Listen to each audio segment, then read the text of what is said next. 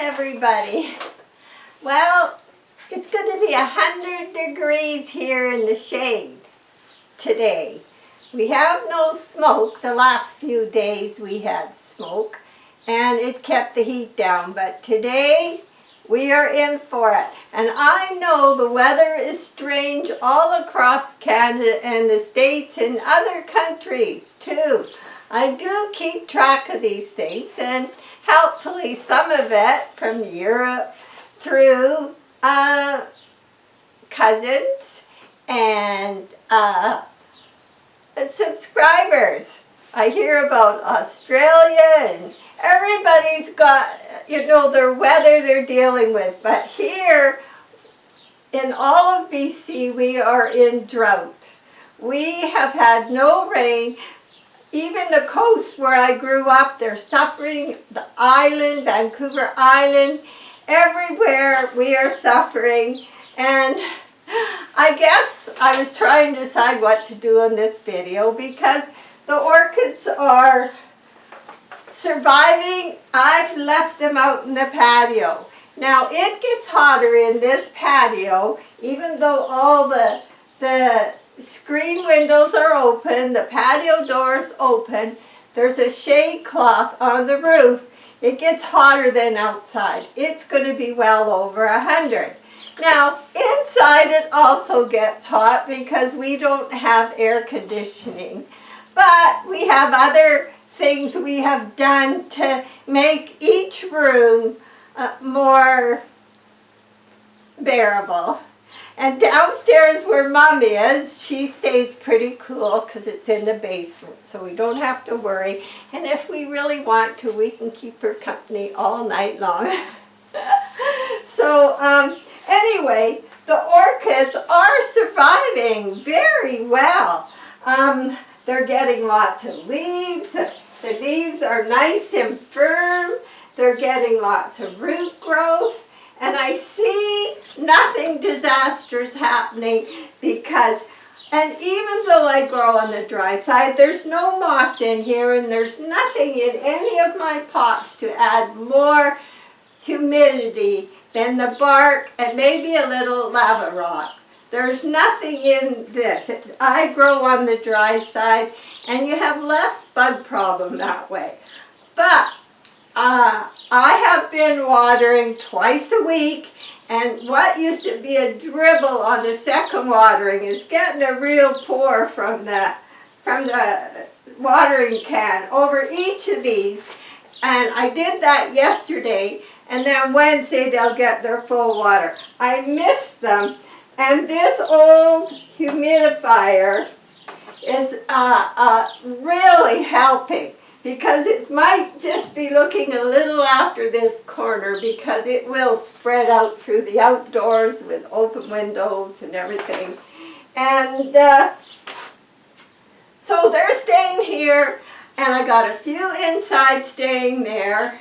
And in our 70s and Mom almost 100, we're staying here too.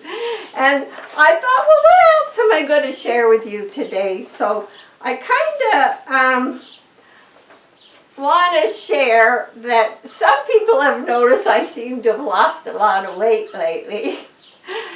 And it's not all from chopping my hair off. And a lot of you are my age or a little younger or a little older.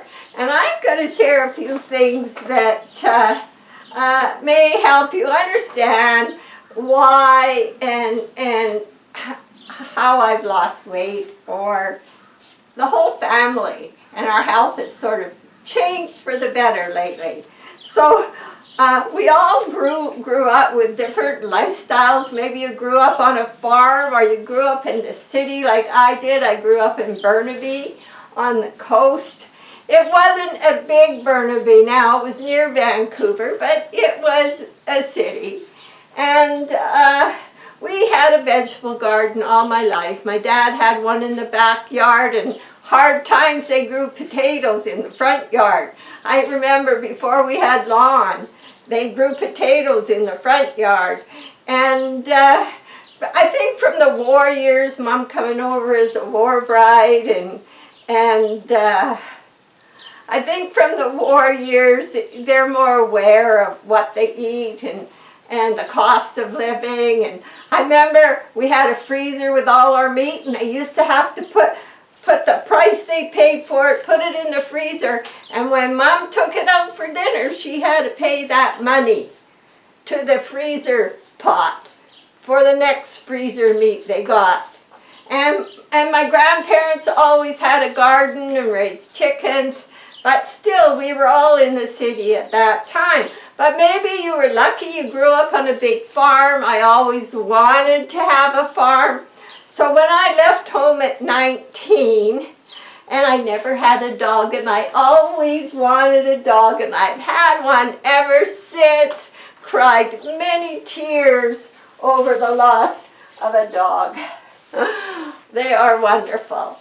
And anyway, I moved way up to the northern tip of Vancouver Island, and had my daughter up there, Rosemary, and it was the sticks, everybody. You couldn't grow anything up there. But we did have some Highland cattle, and that's a long story too, because we were way out, we had a farm out Cape Scott.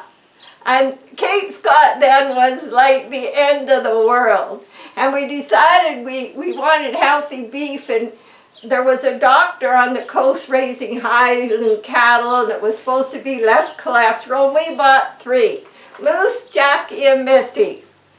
They were doing wonderful out there. All they had to worry about were the cougars and the bears and the wolves. And everybody came out. There was no other big animals in that area, and everybody came out to view them. And it was like a farm, a real farm. So anyway, and we had a vegetable garden out there, and my nearest neighbor was Hippie Doug, and he lived like miles down the creek, and there was lots of draft dodgers up there, and this was the sticks, everybody, because I had my choice of being out there in the logging camp where everybody worked there, and there was an Air Force base near there too. So, gee, this story might get long, but anyway, I did go to plant the garden one time, and the cows had grew up quite a bit, and the bull had horns like this, and they were healthy, they were thriving, and I was carrying a sack of seed potatoes over the vegetable garden. Not thinking, not a real farmer ever. So anyway, the cows come running, and they're big, everybody. They're big. And I thought, oh, they're hungry. I threw them each a seed potato. Big mistake, because the bull, he decided he wanted more seed potatoes, and I wanted to plant them in the garden. And it was a long way back to our little old Cape Scott settlement house. That's another story. Or to the garden, which was fenced to keep the deer out. And the bull was like stomping his feet, and he was getting mad because he wanted more seed potatoes. And the girls, they were in agreement. So I was getting worried, so I threw the sack down on the ground and ran back to the house. And he never cared I threw the potatoes on the ground. He was I could hear his breathing on the back of my head as I'm running, and it's potholey, you know. Oh dear, this is the late 60s, everybody. I made it to the house, and I never came out for 3 hours. And they were friendly. But sadly, a year or so later, some 3 Air Force guys decided to kill them all. And we had just come back from my grandma's funeral on the coast, and people are whispering things to us and saying, oh, they saw hooves come in, they saw this come in, and then the Air Force guys shut down the whole base because of all these rumors, went through every freezer on the base, found that 3 guys shot all 3 of them. They didn't even take all the meat. They took the hide. The horns never showed up. The hides never showed up. And took some of the meat and threw the rest down the gully, which was all found later. And it was sad. It was sad. They went to court. We barely got enough to buy 3 more, and they were such pronts. It didn't go, nothing went good after that on the farm. So anyway, I ended up back in Salmon Arm, bought a farm here, loved farming, had every animal there is, and grew my own vegetables for years. And anyway, this gets into, we all grew up differently, and we ate different things. And me, my dad liked peanut butter. My brother and Mom never ate peanut butter. I grew up, like, Mom never really made breakfast. So, as soon as I could spread peanut butter and jam on a sandwich, I ate peanut butter and jam. And my brother, he was the hot dog fan. He grew up on hot dogs. And for every breakfast, every lunch, and dinner when I could get away with, was peanut butter and jam until, let me think, probably about 2-3 years ago. Now, that's a lot of peanut butter. And I spread it so thick, I was sitting on my patio one day eating a peanut butter and jam sandwich when I was a kid. Someone's budgie got away. It landed on my hand, but it landed in my peanut butter sandwich, and he was flopping his wings trying to get away, and he couldn't. My peanut butter was so thick. And I just want you to understand how much peanut butter and jam I have eaten my whole life. Well, anyway, you know, and I like all the other good things. And yeah, I ate vegetables. I didn't eat a lot, but we had healthy food. We had good food, but it never got over the peanut butter addiction. And I'm only going to talk about my addiction because this could go on forever. So it was an addiction. I've never really drank or smoked or anything like that. It's been peanut butter. And I could never leave it. I mean, this is a lot of peanut butter. So anyway, you know, years later, and I had rheumatism my whole life. I've had rheumatism. When I was in my 40s, I had my gallbladder removed. Do you think all that fat from the peanut butter had anything to do with that? And I've learned a lot of stuff, like if you're going to have that much omega-6, you need to balance with I never knew anything about diet. I took home ec in school, but I still didn't know anything about diet. So anyway, then in 1996, and I'm leaving out the minor things, like as a kid I had bladder infections my whole life. As a teenager I had all these issues, and in 1996 I kept getting these things where I felt like I was falling down a deep well, and dizzy and dark, and I couldn't stand up or sit down. I couldn't lay down. Anyway, they found out I had lupus. They did the test here in Salmon Arm, 1996. Found out I had the highest test for lupus in the whole interior that the specialist I had ever seen. And I got sent to many specialists who agreed. And they wanted to do many things with me and give me many pills, which thank goodness I never took. Then I refused to quit going out of town to specialists, and they were going to send me to this heart guy here, and I finally said to my, no, I'm not doing this anymore. I went gluten-free, which was an extremely smart thing to do. I improved a lot. The rheumatism cut down. My fingers are still, you probably all noticed, funny, that happened years ago. Everywhere, my shoulders, I always had issues. So then after the gluten-free, I should have quit all grains. I had heard about it, but it was tough and I've never had any gluten since 1996. It was a very smart move for me. I'm not a nurse, I'm not a doctor, I'm barely educated in food and all this stuff, but I have watched a few videos lately, and I will recommend a couple in the comment section. So, had known what I know now, I would have quit all grains. But anyway, my lupus, they said, was so bad, they couldn't see me not dying and being in the hospital, and it was a very dreary prediction. So, on with life, eh? So on with life. Let's see. I did make some notes, different things I've had, IBS, all probably related to the peanut butter, believe me.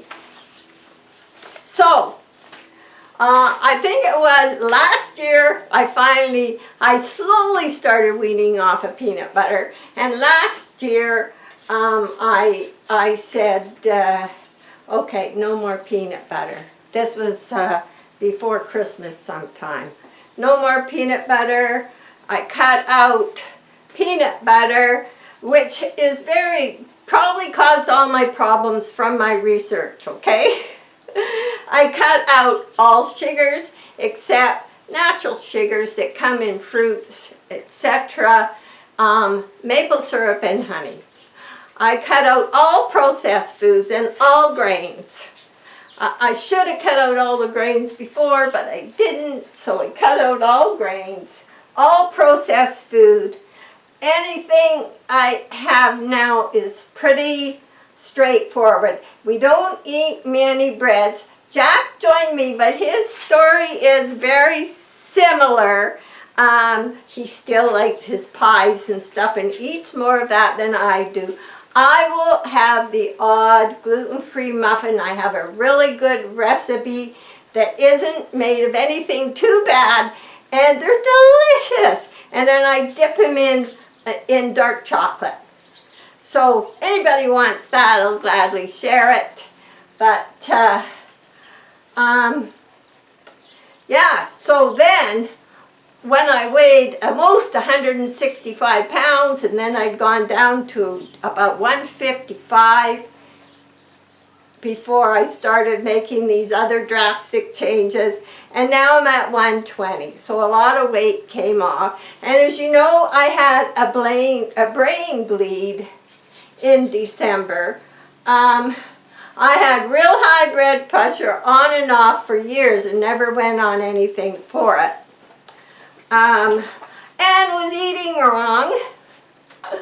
So they think my brain bleed was not from the high blood pressure, but I am on a low blood pressure pill to keep it down, and it's staying really good now, 106 over, lots of times it's just 106 over 70, or I don't even know if it's too low, but it's good and I feel better. So yes, I'm on some very low blood pressure medicine.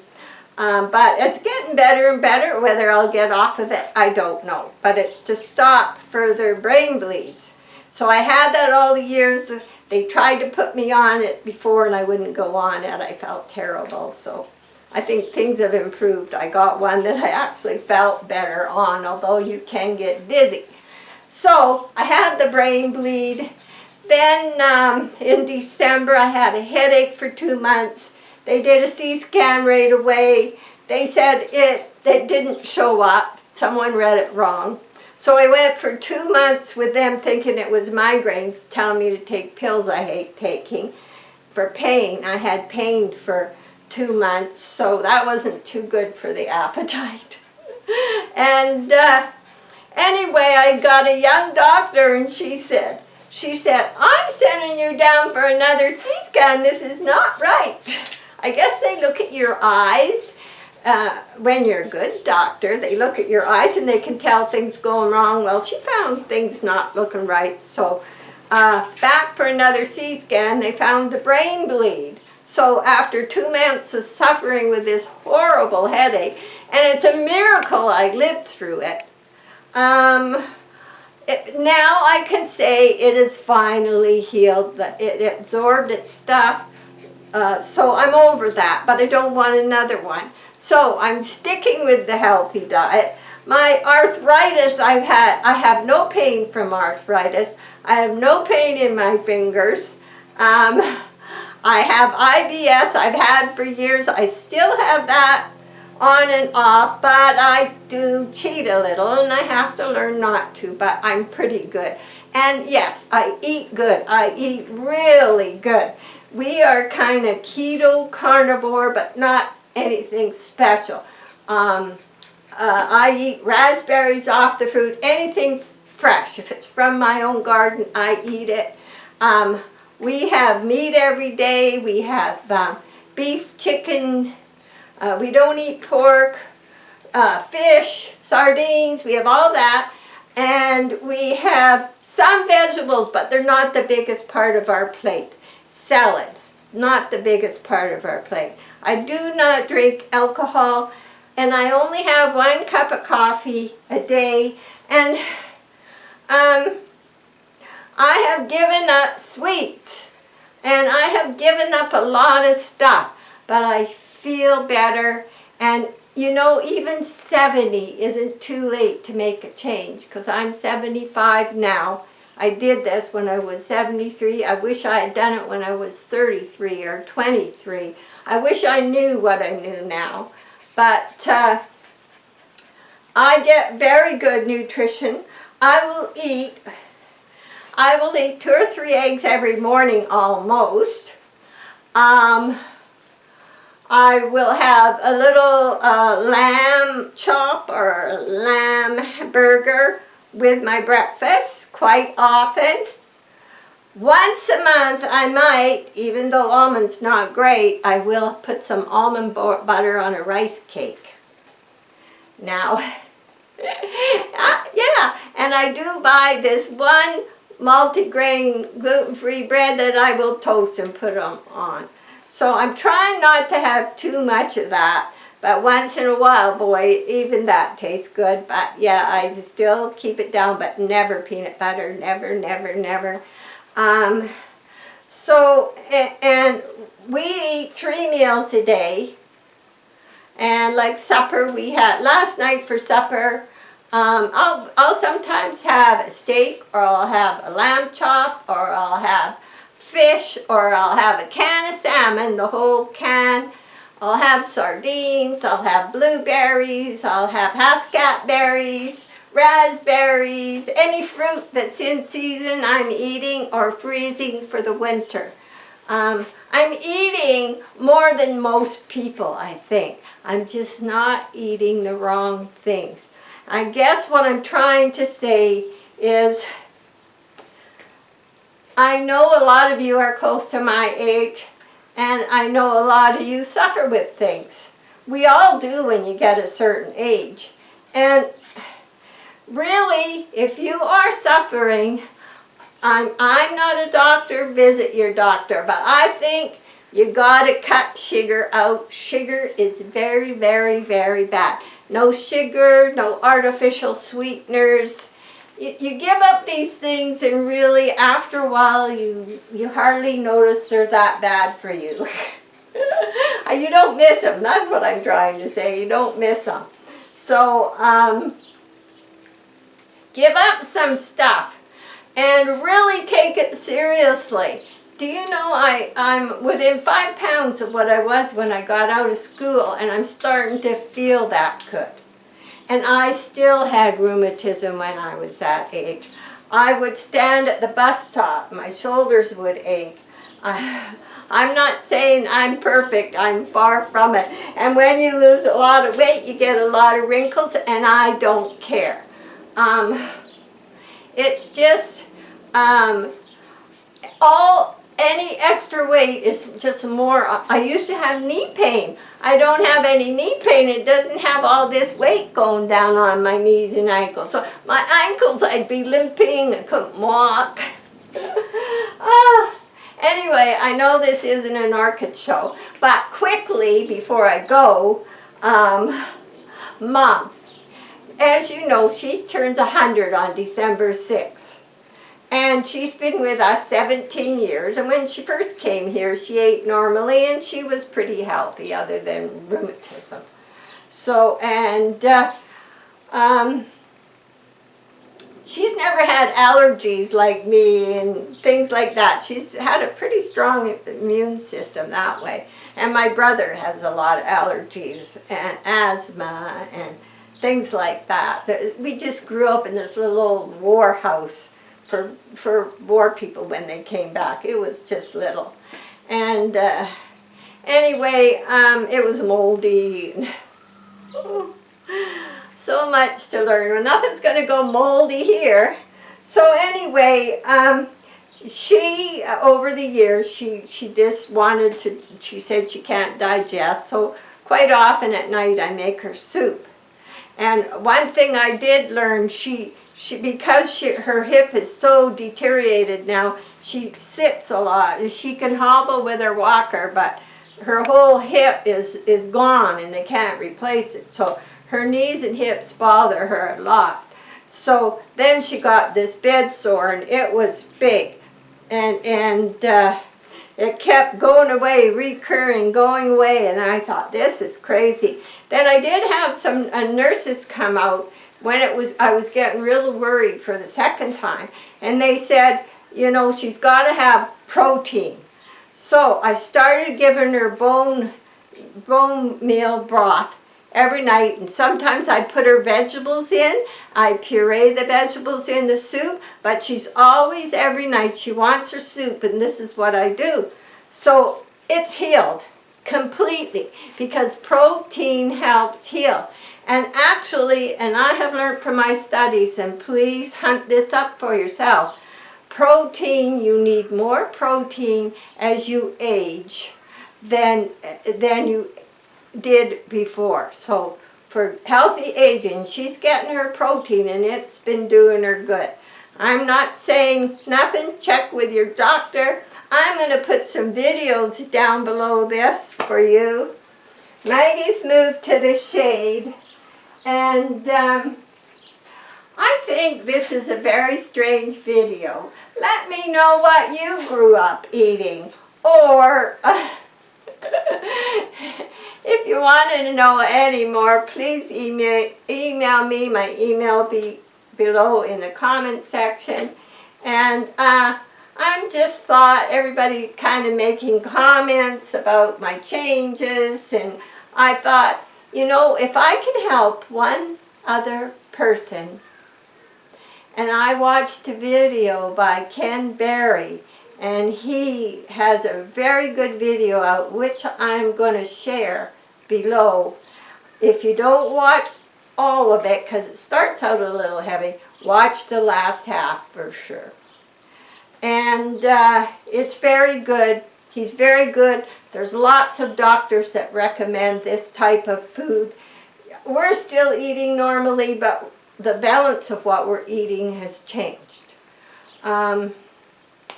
So if I help one person, I'm happy. Check with your doctor. Don't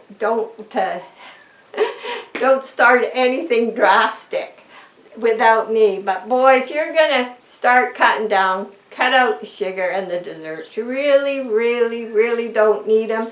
Jack still has trouble. He will buy a pie or a cream puff or a donut or something, and he knows he shouldn't because he knows, we all know how things affect us, but he's working on it, but mostly he's pretty good.